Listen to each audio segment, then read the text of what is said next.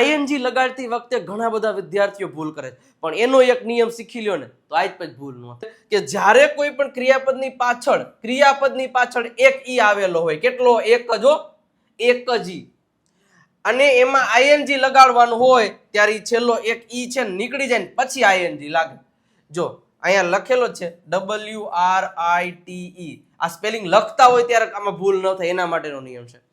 હવે આપણે સ્પેલિંગમાં સીધું આઈએનજી લગાડતા આપણે ઘણા લોકો આવી રીતના લગાડશે રાઇટિંગ, તો આ સ્પેલિંગ ખોટો પડે.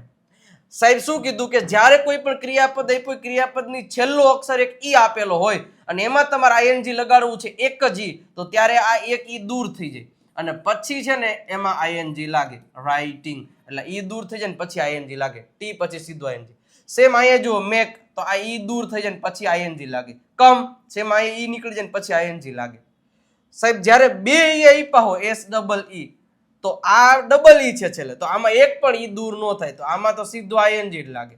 રેડી? એટલે આ વસ્તુને ધ્યાનમાં રાખવાની. વિડીયોને લાઈક કરી દો, શેર કરી દો અને સબસ્ક્રાઇબનું બટન નથી દબાવ્યું તો સબસ્ક્રાઇબનું બટન દબાવી અને કમેન્ટ સેક્શનમાં લાલ કલરનું હાર્ટ મૂકવાનું ભૂલતા